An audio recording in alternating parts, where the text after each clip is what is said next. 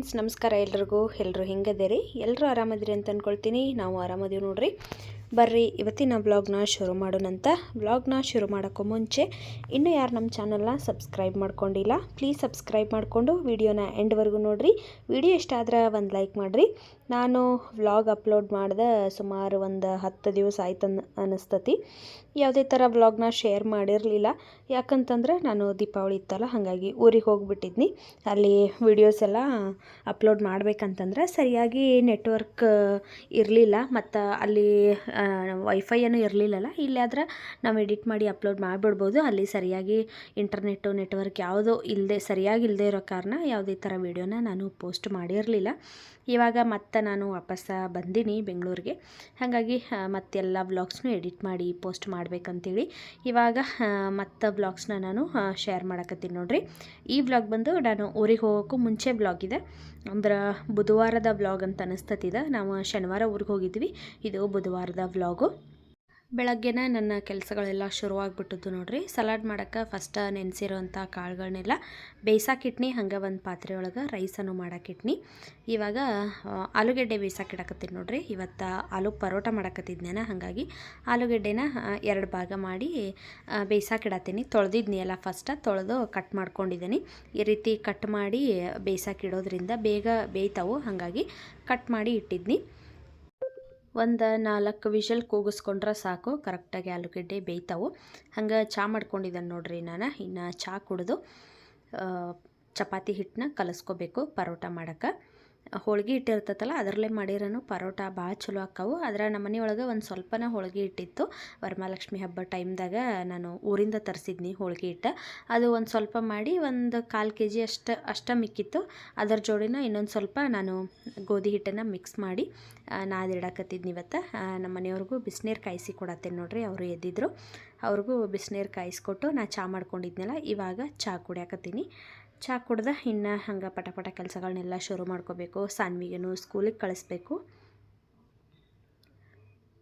ಆಲೂಗೆಡ್ಡೆ ಎಲ್ಲ ಬೆಂದಿದ್ದು ಅವನ್ನೆಲ್ಲನೂ ತೆಗೆದಿಟ್ಕೊಂಡು ಇನ್ನು ಸಿಪ್ಪೆಲ್ಲ ಏನೂ ಸುಲಿದಿರಲಿಲ್ಲ ಒಂದು ಬಟ್ಲಿಗೆಲ್ಲ ತೆಗೆದಿಟ್ಟು ಇವಾಗ ಅದ ಕುಕ್ಕರ್ಗೆನ ನಾನು ತೊಗರಿಬೇಳೆ ಮತ್ತು ಸ್ವಲ್ಪ ಹೆಸರು ಬೇಳೆನ ಹಾಕಿ ಬೇಯಿಸಾಕಿಡಕತ್ತೀನಿ ಸಾಂಬಾರು ಮಾಡೋಕ್ಕೆ ನುಗ್ಗಿಕಾಯಿ ಹಾಕಿ ಸಾರು ಮಾಡಿರತ್ತಂತೇಳಿ ಬೇಳೆನೂ ಕೂಗ್ಸಾಕಿಡಕತ್ತೀನಿ ನೋಡ್ರಿ ಇವತ್ತು ಆಲೂ ಪರೋಟ ಚಟ್ನಿ ಅನ್ನ ಮತ್ತು ನುಗ್ಗೆಕಾಯಿ ಸಾರು ಮಾಡ್ಬೇಕಂತ ಅಂದ್ಕೊಂಡಿದ್ನೇನೆ ಆದ್ರೆ ಬೆಳಗ್ಗೆನ ಕರೆಂಟ್ ಹೋಗಿಬಿಟ್ಟಿದ್ದು ಇವತ್ತು ಎಷ್ಟೊತ್ತಾದರೂ ಕರೆಂಟ್ ಬರಲಿಲ್ಲ ಅದಕ್ಕಾಗಿ ಚಟ್ನಿ ಮಾಡೋದಂತೂ ಕ್ಯಾನ್ಸಲ್ ಆಯಿತು ನಮ್ಮ ಮನೆಯವ್ರಿಗೆ ಏನದು ಮೆಣಸಿನ್ಕಾಯಿ ಖಾರ ಇರ್ತದಲ್ಲ ಖಾರ ಮತ್ತು ಮೊಸರು ಹಚ್ಕೊಂಡು ತಿನ್ನಿರಿ ಅನ್ನ ನುಗ್ಗೆಕಾಯಿ ಸಾರು ಮಾಡ್ತೇನಂತನ್ನಿ ಅವರು ಸರಿ ಆಯಿತು ಅಂತಂದರು ಯಾಕಂದ್ರೆ ಕರೆಂಟೇ ಇಲ್ಲ ಅಂತಂದ್ರೆ ನಾನು ಏನು ಮಾಡೋಕ್ಕಾಗಂಗಿಲ್ಲ ಎಲ್ಲ ರೆಡಿ ಮಾಡ್ಕೊಂಡಿದ್ದೆ ಅದರ ಕರೆಂಟ್ ಬರಲೇ ಇಲ್ಲ ಇನ್ನು ಅವ್ರಿಗೆ ಲೇಟ್ ಆಗ್ತದೆ ಅಂಥೇಳಿ ನಾನು ಖಾರ ಜೋಡಿ ನಾನು ತಿನ್ರನಿ ಶೇಂಗಾ ಹಿಂಡಿ ಇದ್ದರೆ ಅದ್ರ ಜೋಡಿನೂ ತಿನ್ಬೋದು ಅದರ ಶೇಂಗಾ ಹಿಂಡಿ ಖಾಲಿ ಆಗಿತ್ತು ಅದಕ್ಕಾಗಿ ಹಣ್ಮೆಣ್ಸಿನ್ಕಾಯಿ ಖಾರನ ಇವತ್ತು ಅವರಿಗೆ ಕೊಡಾಕತ್ತಿದ್ನಿ ನುಗ್ಗಿಕಾಯಿ ನೋಡ್ರಿ ಎಲ್ಲನೂ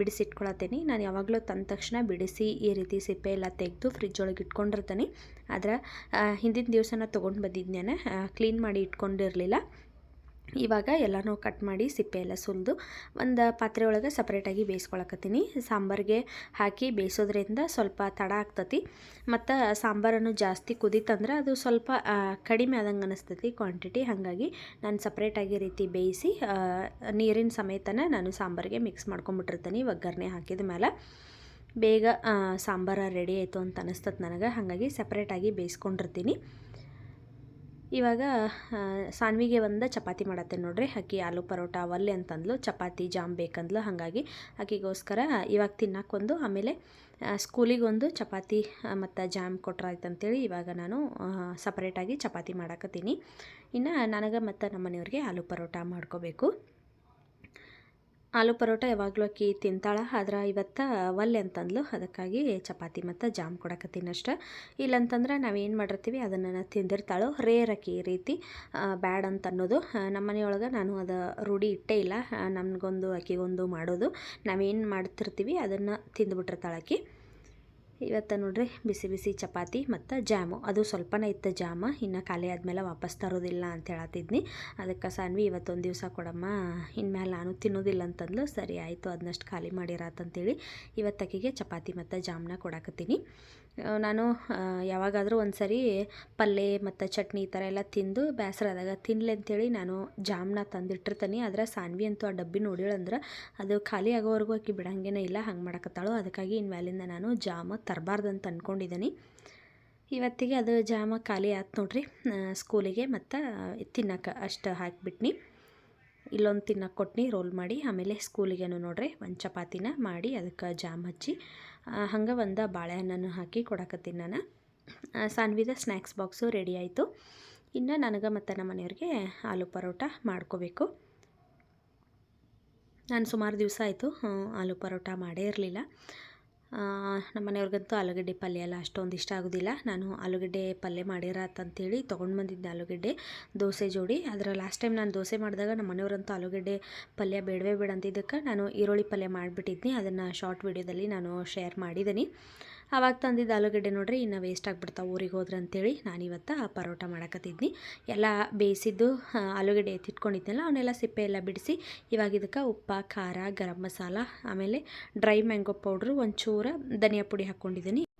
ಇಷ್ಟು ಹಾಕಿ ಆಲೂಗಡ್ಡೆ ಒಂಚೂರು ಎಲ್ಲೂ ಗಂಟು ಇಲ್ಲದೆ ಇರೋ ಥರ ನಾವು ಇದನ್ನು ಸ್ಮ್ಯಾಶ್ ಮಾಡ್ಕೋಬೇಕು. ನಾನು ಸ್ಮ್ಯಾಶರ್ ಇತ್ತು ಅದರೊಳಗೆ ಆಲೂಗಡ್ಡೆನ ಸ್ಮ್ಯಾಶ್ ಮಾಡ್ಕೊಂಡಿದ್ನಿ. ಇವಾಗ ರೆಡಿ ಆಗೈತಿ ನೋಡ್ತಿರ್ಬೋದು. ಅದನ್ನು ಸಣ್ಣ ಸಣ್ಣ ಉಂಡೆ ಮಾಡಿ ಇಟ್ಕೊಳತ್ತೇನೆ ನೋಡ್ರಿ. ಈ ಥರ ಈ ರೀತಿ ರೆಡಿ ಮಾಡಿ ಇಟ್ಕೊಂಡಿವಿ ಅಂದ್ರೆ ಬೇಗ ಬೇಗ ಪರೋಟ ಮಾಡ್ಕೋಬೋದು. ಒಬ್ಬೊಬ್ಬರ ಹೋಳಿಗೆ ಮಾಡ್ತೇವಲ್ಲ ಆ ರೀತಿ ಮಾಡ್ಕೋತಾರೋ ಪರೋಟನ. ಆದರೆ ಅದು ಸ್ವಲ್ಪ ಜನಕ್ಕೆ ಕಷ್ಟ ಅಂತ ಅನ್ಸಾತಿರ್ತೈತಿ. ನನಗೂ ಅದು ಸ್ವಲ್ಪ ಕಷ್ಟ ಅಂತ ಅನಿಸ್ತತಿ. ಹಾಗಾಗಿ ನಾನು ಬೇರೆ ಮೆಥಡ್ ಒಳಗೆ ಮಾಡಿರ್ತೀನಿ, ತೋರಿಸ್ತೇನೆ. ಇವಾಗ ಆಲ್ರೆಡಿ ನಾನು ಒಂದು 2 ವೀಡಿಯೋದಲ್ಲಿ ಶೇರ್ ಮಾಡಿದ್ದೇನೆ ಅಂತ ಅನಿಸ್ತತಿ. ಇವತ್ತಿನ ವೀಡಿಯೋದಲ್ಲಿ ತೋರಿಸ್ತೇನೆ ನೋಡ್ರಿ. ಸುಮಾರು ದಿವಸ ಆಯ್ತು ನಾನು ಸುಮಾರು ಜನ ಆವಾಗ ವೀಡಿಯೋದಲ್ಲಿ ನೋಡಿರಲ್ಲ. ಹಾಗಾಗಿ ಇವತ್ತಿನ ವೀಡಿಯೋದೊಳಗೂ ಯಾವ ರೀತಿ ಮಾಡ್ತೇನೆ ಅಂತೇಳಿ ತೋರಿಸ್ತೀನಿ. ಫಸ್ಟ್ ಎಲ್ಲನೂ ಆಲೂಗಡ್ಡೆದು ಉಂಡೆ ಮಾಡಿ ಇಟ್ಕೊಳಕತ್ತೀನಿ. ಹಂಗೆ ಚಪಾತಿ ಹಿಟ್ಟನ್ನು ನೋಡ್ರಿ ಈ ರೀತಿ ನಾನು ಫಸ್ಟನ್ನು ಉಂಡೆ ಮಾಡಿ ಇಟ್ಕೊಳಕತ್ತೀನಿ.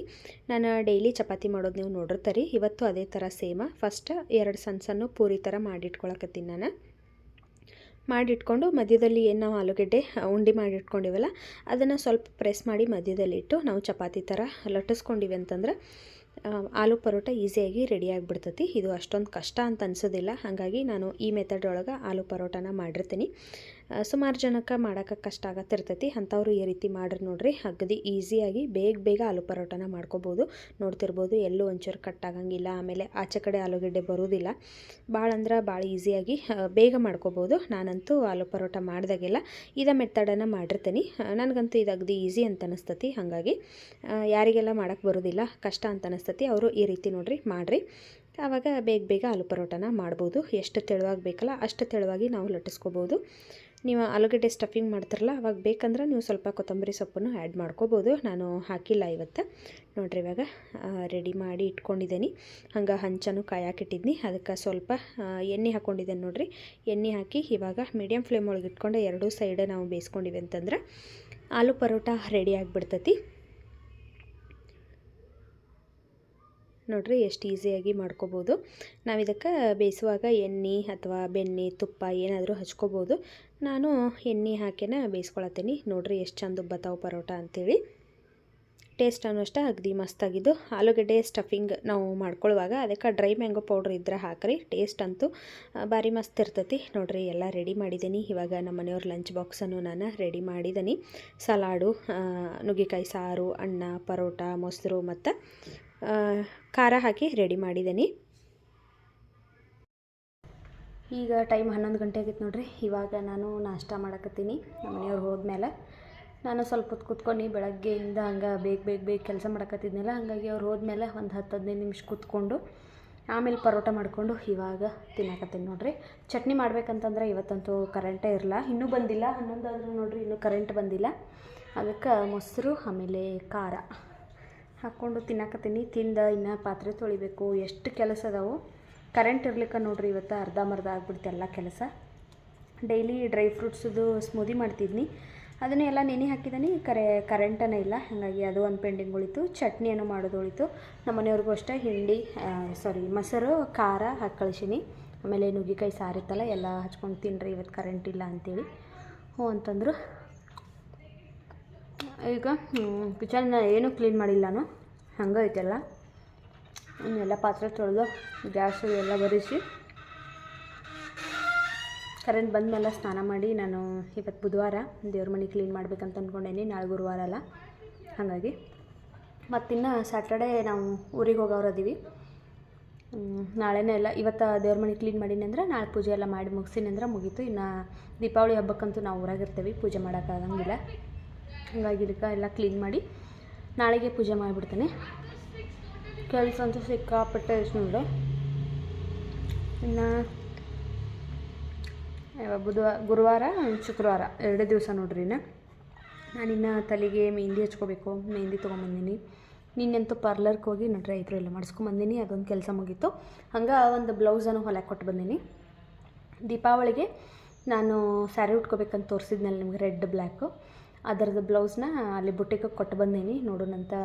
ನಾನಂತೂ ಒಂದು ಸಾರಿನೂ ಹೊಲಿಸಿಲ್ಲ, ಇದು ಫಸ್ಟ್ ಟೈಮು ಬೊಟಿಕ್ದಾಗ ಕೊಟ್ಟಿದ್ದು. ಮುಂಚೆ ಮೈಸೂರಾಗ ನಮ್ಮ ಮನೆಯವ್ರ ಫ್ರೆಂಡ್ ಒಬ್ಬರಿದ್ದರು, ಅವ್ರು ಹೊಲಿತಿದ್ರು. ಆಮೇಲಿಂದ ನಾನು ಟೈಲರಿಂಗ್ ಕಲ್ತಾಗಿಂದ ನಾನು ಯಾರ ಹತ್ರನೂ ಯಾವ ಬಟ್ಟೆನೂ ಕೊಟ್ಟಿಲ್ಲ, ಇದು ಫಸ್ಟ್ ಟೈಮು. ನೋಡೋಣಂತ. ಚಲೋ ಹೊಲದ್ರಂದ ಅವ್ರು ಚಲೋ ಹೊಲದು ಕೊಟ್ರಂದ್ರೆ ಇನ್ನೊಂದು 2-3 ಸ್ಯಾರಿ ಅದಾವೆ ಚಲೋ ಅದರದ್ದು ಎಲ್ಲ ಬ್ಲೌಸ್ ಬುಟಿಕ್ದಾಗನ ಹೊಲಿಸ್ಬೇಕಂತ ಅಂದ್ಕೊಂಡಿದ್ದೀನಿ. ನೋಡೋಣಂತ. ಅದನ್ನೂ ನಿನ್ನೆ ಹೋಗಿ ಕೊಟ್ಟು ಬನ್ನಿ. ನಿನ್ನಂತೂ ನಾನು ಯಾವುದೇ ವ್ಲಾಗ್ ಮಾಡಿರಲಿಲ್ಲ, ಹಾಗಾಗಿ ಶೇರ್ ಮಾಡ್ಕೊಳ್ಳಿಲ್ಲ. ಆ ಬ್ಲೌಸ ಇವತ್ತು ಶುಕ್ರವಾರ ಕೊಡ್ತೇವೆ ಅಂದಾರವ್ರು. ನಾವು ಶನಿವಾರ ಊರಿಗೆ ಹೋಗೋರದೀವಲ್ಲ, ಅದಕ್ಕಾಗಿ ಶುಕ್ರವಾರನ ಬೇಕಂತ ಹೇಳಿ ಬಂದೀನಿ. ಕೊಡ್ತೇವೆ ಅಂದಾರು. ನಾನೇನು ವರ್ಕದು ಏನು ಹೇಳಿಲ್ಲ, ಮಾಮೂಲಿ ಪ್ಲೇನ್ ಬ್ಲೌಸನ್ನು ರೌಂಡ್ ನೆಕ್ಕು ಪೈಪಿಂಗ್ ಇಡಕ್ಕೆ ಹೇಳಿದ್ದೀನಿ ಇಲ್ಲಿ ನೆಕ್ಕಿಗೆ ಮತ್ತು ಸ್ಲೀವ್ಸ್ ಅಂತೂ ಇಲ್ಲಿವರೆಗೂ ಹೇಳಿದ್ದೀನಿ. ತುದಿಗೆ ಗೋಲ್ಡ್ ಕಲರ್ ಪೈಪಿಂಗ್ ಬರ್ತೈತಲ್ಲ ಅದನ್ನು ಹಾಕ್ರಿ ಅಂತ ಹೇಳಿದ್ದೀನಿ. ಬ್ಲೌಸ್ ಅಂತೂ ಹೊಲಕ್ಕೆ ಸಿಕ್ಕಾಬಟ್ಟೆ ಕಾಸ್ಟ್ಲಿ ಐತೆ ನೋಡ್ರಿ. ಇಲ್ಲೇ ಒಂದು ಬ್ಲೌಸ್ ಹೊಲಕ್ಕೆ 850 ಅಂತ, ಯಾವುದೇ ಥರ ವರ್ಕ್ ಇಲ್ಲ, ಆಮೇಲೆ ಏನು ಡಿಸೈನು ಇಲ್ಲ, ಪ್ಲೇನ್ ಬ್ಲೌಸಿಗೆ 850 ಅಂತ ಕೊಟ್ಟು ಬಂದೇನಿ. ನೋಡೋಣಂತ. ಅದು ಬಂದ ಮೇಲೆ ತೋರಿಸ್ತೆ ನಿಮ್ಗೆ ಹೆಂಗೆ ಹೊಲ್ದಾರ ಅಂತೇಳಿ. ಅದರದ ಸ್ಯಾರಿದು ಜಿಗ್ಜ್ಯಾಗ್ ಫಾಲ್ ಮಾಡ್ಕೋಬೇಕಷ್ಟ. ಇವತ್ತು ಅದನ್ನು ಮಾಡ್ಕೋಬೇಕಂತ ಅನ್ಕೊಂಡು ಕರೆಂಟ್ ಹೋಗಿದ್ದಾವೆ. ಕರೆಂಟ್ ಬಂದ ಮೇಲೆ ಇವತ್ತು ಅದೊಂದು ಸ್ಯಾರಿದು ಜಿಗ್ಜ್ಯಾಗ್ ಫಾಲ್ ಮಾಡಿ ಎತ್ತಿಟ್ಕೊಂಡ್ರೆ ಮುಗೀತು. ಇನ್ನು ಡ್ರೆಸ್ಗಳೆಲ್ಲ ಆಲ್ಟ್ರೇಷನ್ ಅಂತೂ ಮಾಡಿ ಇಟ್ಕೊಂಡಿದ್ದೀನಿ. ಅವನ್ನ ಯಾವಾಗಂದರೆ ಶುಕ್ರವಾರ ಎಲ್ಲ ಬ್ಯಾಗೆಲ್ಲ ಪ್ಯಾಕ್ ಮಾಡಬೇಕು. ಇವಾಗ ನಾಷ್ಟ ಮಾಡ್ತೇನಂತ ಬರ್ರೀಗ ನಾಷ್ಟ ಮಾಡಿ. ಇವತ್ತಿನ ದಿವಸ ಏನೇನೆಲ್ಲ ಆಗ್ತತಿ ಅಂತೇಳಿ ಇನ್ನು ಸಂಜೆವರೆಗೂ ನಾನು ಇದೇ ವ್ಲಾಗ್ನ ಕಂಟಿನ್ಯೂ ಮಾಡ್ತೀನಿ. ಸ್ಕಿಪ್ ಮಾಡ್ದಂಗೆ ವೀಡಿಯೋಸ್ ನೋಡ್ರಿ. ಬರ್ರಿ ಇವಾಗ ನಾಷ್ಟ ಮಾಡಿ ನಾನು ಕೆಲಸನ ಶುರು ಮಾಡ್ತೇನಂತ.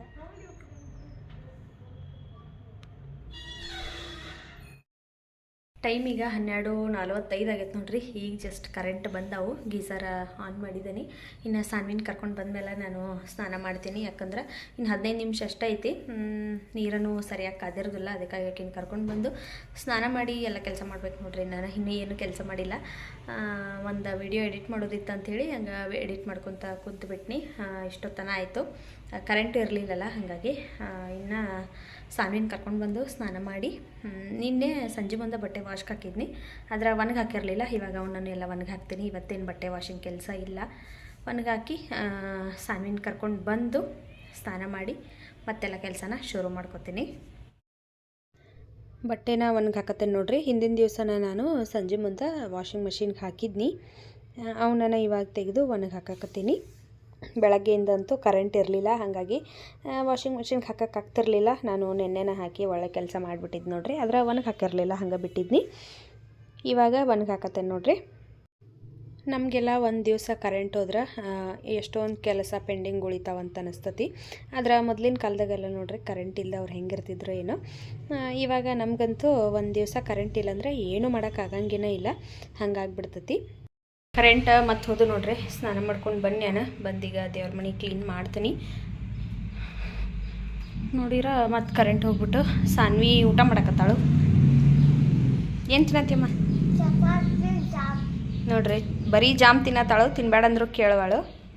ಬೆಳಗ್ಗೆನೂ ಅದು ತಿಂದಾಳು, ನಿನ್ನೇನು ತಿಂದಾಳು. ಬ್ಯಾಡ ಅಂದ್ರೆ ಒಟ್ಟು ನನ್ನ ಮಾತಾ ಕೇಳುವಾಳು. ಹೊಟ್ಟೆನೂ ಅದು ಬಂದ್ರೆ ನನಗೆ ಹೇಳೋಂಗಿಲ್ಲ ನೀ. ಹಾಂ ಹಾಂ, ಈಗ ಬರ್ರೀಗ ಪಟಾಪಟ ಅಂಥೇಳಿ ದೇವ್ರ ಮಣಿನ ಫಸ್ಟ್ ಕ್ಲೀನ್ ಮಾಡ್ತೀನಿ. ಅಡುಗೆ ಮನೆ ಇನ್ನೂ ಏನೂ ಕ್ಲೀನ್ ಆಗಿಲ್ಲ, ಅದಕ್ಕಾಗಿ ನಾನು ಹಿಂದುಗಡೆ ದೇವ್ರ ಸಾಮಾನೆಲ್ಲ ತೊಳಿತೀನಿ. ಯಾಕಂದ್ರೆ ಇಲ್ಲಿನ ಎಂಜಲ್ ಪಾತ್ರೆ ಅದಾವು, ಅವನ್ನೆಲ್ಲ ಆಮೇಲೆ ತೊಳ್ಕೊತೀನಿ. ಸ್ನಾನ ಮಾಡಿ ಬಂದಿಲ್ಲ, ಹಾಗಾಗಿ ಇಲ್ಲಿ ನೋಡ್ರಿ ಇಲ್ಲೇನ ಎಲ್ಲ ದೇವ್ರ ಸಾಮಾನು ತೊಳೆದ್ಬಿಡ್ತೀನಿ. ಇದನ್ನೆಲ್ಲ ತೊಳೆದು ಕ್ಲೀನ್ ಮಾಡಿದ್ದೀನಿ ನಾನು, ಹಾಗಾಗಿ ಇಲ್ಲೇನ ದೇವ್ರ ಸಾಮಾನೆಲ್ಲ ತೊಳಿತೀನಿ. ಇವಾಗ ನಾನು ತಲೆ ಸ್ನಾನ ಮಾಡ್ಕೊಂಡ್ಬಂದೇನೆ ನೋಡ್ರಿ.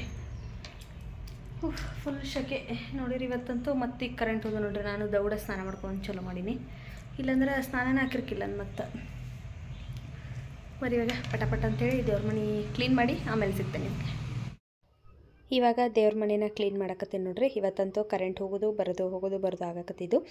ಸ್ನಾನ ಮಾಡಿ ಬಂದ ತಕ್ಷಣ ಕರೆಂಟ್ ಹೋದು ಒಂದು 5 ನಿಮಿಷ ಹೋದು ಅಷ್ಟೆ. ಮತ್ತು ನಾನು ದೇವ್ರ ಮನೆ ಕ್ಲೀನ್ ಮಾಡೋಕೆ ಶುರು ಮಾಡಿದ್ನಲ್ಲ, ಅವಾಗ ಮತ್ತೆ ಕರೆಂಟ್ ಬಂದು ನೋಡ್ರಿ. ಫಸ್ಟ ದೇವ್ರ ಮನೆ ಒಳಗಿರೋ ಐಟಮ್ಸ್ ಎಲ್ಲನೂ ತೆಗೆದು ನಾನು ಹೊರಗಡೆ ಇಟ್ಟು ಇವಾಗ ಫಸ್ಟ್ ಕಸ ಗುಡಿಸ್ಕೊಳಕತ್ತೀನಿ.